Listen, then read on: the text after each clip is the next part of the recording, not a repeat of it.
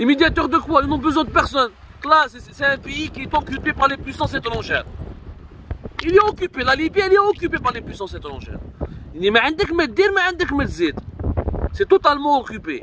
L'Algérie essaie de éviter la catastrophe, de réparer les dégâts. Depuis l'arrivée de Abdelmajid Tebboune, alors c'est encore la politique étrangère est encore plus catastrophique. Tebboune qui vend le rêve ou là, qui vend le fantasme d'une puissance régionale, alors cette puissance régionale n'est écoutée par personne.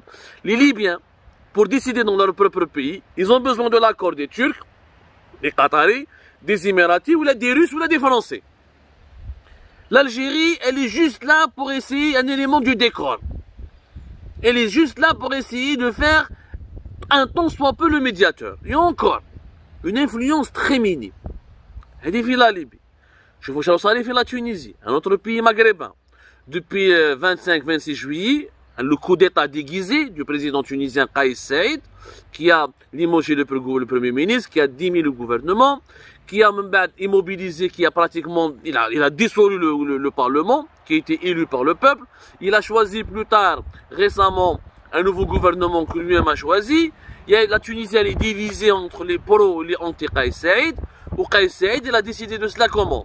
Parce qu'il est soutenu par les Émirats ou l'Arabie Saoudite, notamment les Émirats. Contre qui?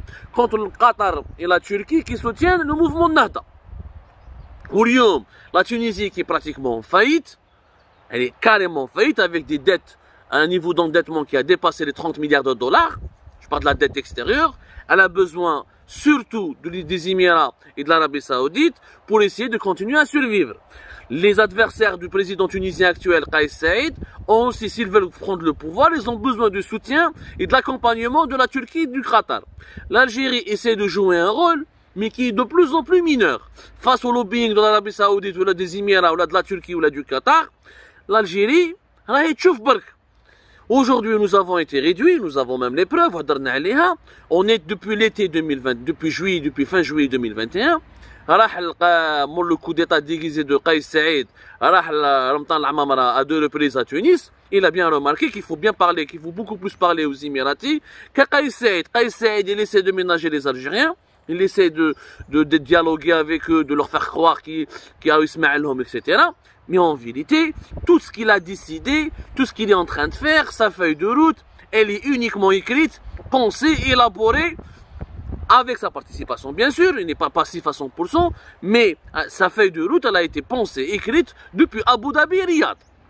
Ou avec les puissances européennes, les États-Unis qui sont contre, qui ne sont pas favorables à cette déstabilisation de la Tunisie, et l'Europe qui est en train d'assister. Allez, tchouf. Les Européens qui m'ont les Français, mais les islamistes à Nahda, mais est-ce que Kais Saïd pourrait ramener la stabilité du pays? Ils sont en train d'observer. Comme la Tunisie est un petit pays, au moins ils sont beaucoup plus préoccupés par la Libye et ses richesses, ses énormes réserves de pétrole et de gaz, que par la Tunisie qui est un élément, qui est un petit pays, considéré sur lequel ils portent un regard exotique. Mais la Tunisie comme la Libye, ce sont des puissances étrangères qui s'ingèrent dans les affaires internes, qui manipulent les partis tunisiens, qui imposent leur agenda, et les Maghrébins n'ont aucune influence. L'Algérie n'a pas pu empêcher le coup d'état déguisé de Kais Saïd, elle n'a pas pu réconcilier les Tunisiens entre eux, elle utilise juste la Tunisie comme une base arrière pour protéger ses intérêts sécuritaires contre ses opposants. L'Algérie négocie avec la Tunisie, mais c'est pour la stabilité régionale. Elle négocie avec la Tunisie l'expulsion des opposants algériens, l'expulsion de certains réfugiés, le contrôle sécuritaire des frontières. Et ce qui arrange ses intérêts pour le maintien pour la survie du pouvoir algérien. Mais la stabilisation régionale et la protection du Maghreb contre les puissances étrangères, l'Algérie n'a plus rien pu faire parce qu'elle ne veut rien faire, parce qu'elle-même elle est soumise à l'influence étrangère. Donc la Tunisie, la Libye, déstabilisée entièrement, ils n'ont plus de souveraineté. La Tunisie, un pays qui est endetté, qui a besoin de l'argent des bailleurs de fonds internationaux pour survivre, c'est pour vivre, parce qu'il y a endettement et endettement. Être endetté, et avoir de l'industrie, et avoir une croissance économique, et avoir des exportations, et avoir une consommation interne, c'est une chose. Être endetté parce que tu ne peux pas vivre, tu ne peux plus survivre, ton économie s'est effondrée, ton pays n'arrive plus à fonctionner ou à répondre aux besoins les plus élémentaires de son peuple, c'est un autre type d'endettement. C'est un endettement humiliant. La Tunisie, elle est dans la situation de l'endettement humiliant. Les deux autres pays du Maghreb, l'Algérie et le Maroc, en guerre.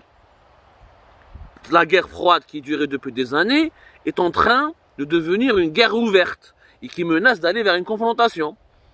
Où les tensions algéro-marocaines et la politique anti-marocaine du régime algérien, elle a poussé le Maroc à se jeter dans les bras d'Israël. C'est vrai que les Marocains et les Israéliens, ils avaient des relations, il y avait des bureaux de liaison, une coopération sécuritaire, un peu économique, politique, mais elle était limitée.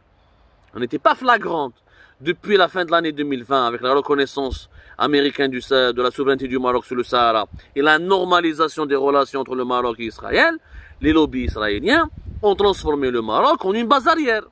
Il y a une coopération militaire, il y a une présence sécuritaire importante des Israéliens, il y a les déploiements des drones et des équipements militaires les plus sophistiqués, des liaisons aériennes directes, une ambassade attitrée, des opérations militaires et sécuritaires conjointes.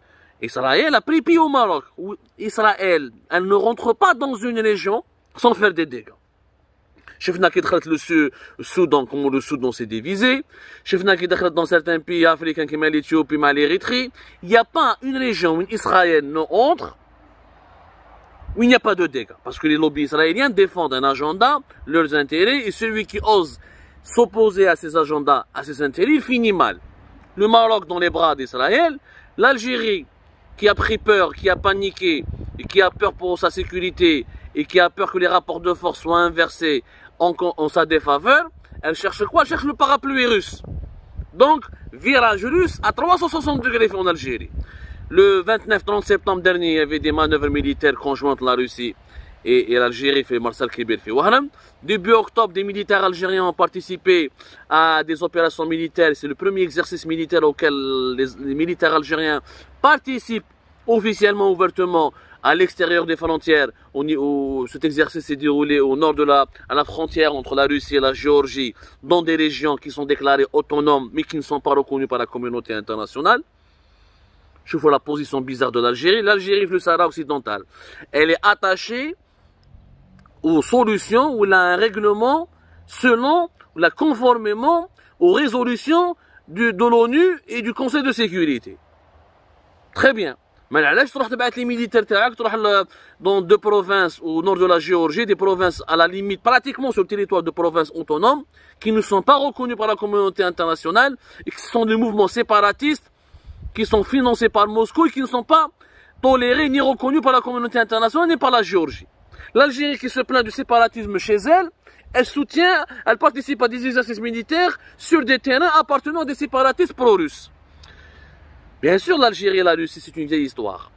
Bien sûr, l'Algérie parmi les premiers clients de l'industrie militaire russe. Mais l'axe Alger-Moscou n'a jamais été renforcé, au-delà d'une certaine limite.